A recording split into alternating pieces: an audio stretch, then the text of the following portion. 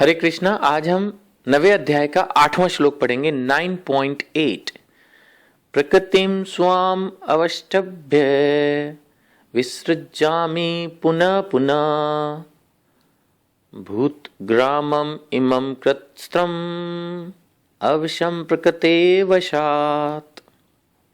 श्री भगवान कह रहे हैं कि संपूर्ण विराट जगत मेरे अधीन है। यह मेरी इच्छा से बारंबार स्वतः प्रकट होता है और मेरी ही इच्छा से अंत में विनष्ट हो जाता है। 8वें अध्याय में भी हमने इस विषय पर थोड़ी चर्चा की थी कि किस तरह से ब्रह्मा जी की रात्रि और दिन में जगत बार बार क्रिएट होता है, बार बार फिनिश होता है और ब्रह्मा जी की भी डेथ हो जाती है। इस श्लोक के परपट में प्रभुपाद जी पूरा प्रोसेस फिर से एक्सप्लेन कर रहे हैं। जो भक्त इस विषय को ध्यान से पढ़ना चाहते हैं वो 9वें अध्याय का 8वां श्लोक जो कि मैं आज पढ़ रहा हूं, इसका परपट भगवद गीता यथारूप किताब से जरूर पढ़ें। उससे उन्हें इस विषय में अधिक जानकारी मिलेगी। प्रभुपाद जी अपने परपट में लिख रहे हैं कि सृष्टि के समय भगवान की जो शक्ति है वो महत् तत्व के रूप में प्रकट होती है, जिसमें भगवान अपने प्रथम पुरुष अवतार महाविष्णु के रूप में प्रवेश कर जाते हैं। आगे बताया जा रहा है कि वे कारण सागर में शयन करते हैं और अपने श्वास से और स्किन पोर से असंख्य ब्रह्मांड निकालते हैं और इन ब्रह्मांडों में से हर एक में वे गर्भोदक्षाय विष्णु के रूप में प्रवेश करते हैं। इस प्रकार प्रत्येक ब्रह्मांड की सृष्टि होती है। वे इससे भी आगे अपने आप को क्षीरोदक्षाय विष्णु के रूप में प्रकट करते हैं और यह विष्णु प्रत्येक वस्तु में, यहां तक कि प्रत्येक अणु में प्रवेश कर जाते हैं।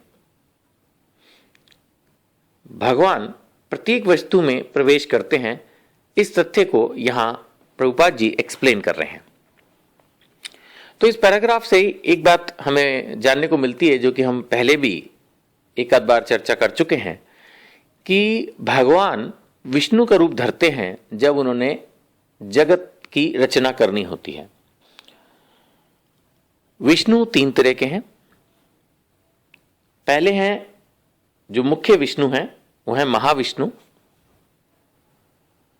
महाविष्णु के स्किन पोर से असंख्य जगत निकलते हैं और हर जगत में एक ब्रह्मा विष्णु महेश होते हैं। जो हर जगत के विष्णु हैं उनका नाम है गर्भोदक्षाय विष्णु। फिर वो कण कण में भी एंटर करते हैं। जैसे कहा जाता है ना कण कण में भगवान है, तो कण कण में कौन है? कण कण में कृष्ण नहीं है, कण कण में महाविष्णु नहीं है, कण कण में गर्भोदक्षाय विष्णु नहीं है। कण कण में फिर गर्भोदक्षाय विष्णु का और फर्दर एक्सपेंशन है क्षीरोदक्षाय विष्णु, वो है। तो 3 तरह के विष्णु, एक है महाविष्णु जिनसे सारी क्रिएशन है, एक है गर्भोदक्षाय विष्णु जो कि हर ब्रह्मांड के अलग अलग हैं। हर ब्रह्मांड के ब्रह्मा जी अलग हैं, शिवा अलग हैं, विष्णु अलग हैं। तो ब्रह्मा विष्णु महेश होते हैं बट हर ब्रह्मांड के अलग अलग होते हैं और जो अलग अलग होते हैं उनको बोलते हैं गर्भोदक्षाय विष्णु। और फिर भगवान क्षीरोदक्षाय विष्णु के रूप में हर कण में एंटर करते हैं। तो ये बात भी सच है कि कण कण में भगवान है, यानी भगवान नहीं, वो परमात्मा के रूप में क्षीरोदक्षाय विष्णु एंटर करते हैं। हर जीव में 2 आत्मा है, एक आत्मा है एक परमात्मा है। तो वह परमात्मा कौन है? क्षीरोदक्षाय विष्णु, जो हमें हमेशा इंस्ट्रक्शंस देते हैं कि हमें क्या करना चाहिए क्या नहीं। बहुत सारे लोग उनको परमात्मा के रूप में जानते हैं और कुछ अंतरात्मा कहते हैं ना, अंतरात्मा की आवाज। वो अंतरात्मा का मतलब परमात्मा। आवाज आती है अंदर से कि बेटा गलत मत कर, झूठ मत बोल, पाप मत कर, लेकिन हमारा जो मन है वो बदमाश है। वो कहता है नहीं, मैं तो अपनी इच्छा पूरी करूंगा, तुम अंदर से चुप रहो। तो वो अंदर की उस आवाज को दबा देता है। बुद्धि भी उसको सजेस्ट करती है। इंटेलिजेंस वो अलग है हमारे शरीर में, मन अलग है, बुद्धि अलग है। बुद्धि भी कहेगी नहीं परमात्मा की बात सुन, लेकिन सबसे ज्यादा बदमाश हमारा दुश्मन हमारा मन होता है और वो हमें किसी तरह जीने नहीं देता।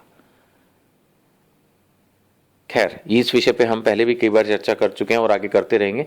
तो अभी फिलहाल इस श्लोक पर अगर हम फोकस करें तो ये बताया जा रहा है कि भगवान स्वयं बता रहे हैं कि किस तरह से ये बार बार प्रकट होता है और बार बार फिनिश हो जाता है।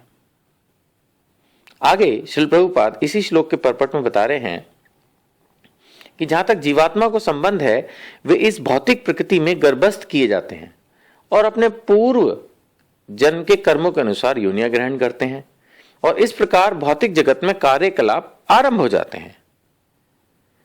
विभिन्न जीव योनियों के कार्यकलाप प्रभुपाद जी लिख रहे हैं सृष्टि के समय से ही आरंभ हो जाते हैं। ऐसा नहीं है कि योनियां क्रमशः विकसित होती हैं।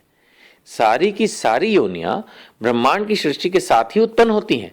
मनुष्य, पशु, पक्षी सभी एक साथ उत्पन्न होते हैं, क्योंकि पूर्व प्रलय के समय जीवों की जो भी इच्छाएं थी वे पुनः प्रकट होती हैं।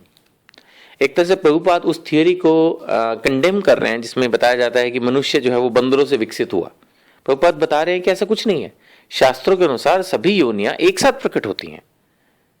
वो बात अलग है कि मुझे ध्यान आता है कि साइंस की कुछ बुक्स में मैंने ऐसा पढ़ा था कि जो जीवाश्म मिले हैं उनसे भी ये प्रूव होता है कि जो पुरानी खोद जब की जाती है, जमीनें खोद के निकाले जाते हैं जीवों की हड्डियां या अवशेष, तो उसमें मनुष्य और बंदरों के अवशेष एक साथ ही मिले हैं। कोई ऐसी बात नहीं है, इससे भी ये प्रूव होता है। लेकिन फिर भी प्रभुपाद जी यहां पर एक्सप्लेन कर रहे हैं कि शास्त्रों के अनुसार जो 84 लाख योनियां हैं वो सभी एक साथ प्रकट होती हैं। इट्स नॉट कि शुरू में सिर्फ जानवर होते हैं फिर उनसे विकसित होकर मनुष्य बन जाते हैं, ऐसा नहीं है। सभी एक साथ होते हैं और एक साथ ही रहते हैं। यही भगवान की बनाई हुई सृष्टि का नियम है। तो इस श्लोक में यही बताया जा रहा है कि बार बार फिनिश होता है, बार बार प्रकट होता है। जो हमारी पिछले जन्म में इच्छाएं रह गई थी, अगर सृष्टि का एंड भी हो जाए तब भी वो इच्छाओं का एंड नहीं होता, वो एज इट इज रह जाती है। और जब दोबारा से सृष्टि क्रिएट होती है तो हम दोबारा से प्रकट होते हैं और इच्छाओं के अनुसार फिर से शरीर प्राप्त करते हैं। इसीलिए प्रभुपाद समझाते थे कि मानव जीवन का लक्ष्य है इस बर्थ डेथ साइकिल को फिनिश करना, जो शायद करोड़ों अरबों खरबों साल से है जिसमें हम उलझे हुए हैं। और अगर हम इसी दुनिया में इसी तरह से उलझे रहेंगे, बिल्कुल भी भगवान की भक्ति की तरफ नहीं ध्यान देंगे, कोई यज्ञ दान तपस्या की तरफ ध्यान नहीं देंगे, तो संभव है कि हम मनुष्य योनियों की तरफ मनुष्य योनियों में तो हैं, संभव है कि हम पशु या पंछी या अन्य योनियों की तरफ लौट जाए और उससे तो बाहर निकलना और भी नेक्स्ट टू इम्पॉसिबल हो जाता है। हरे कृष्णा।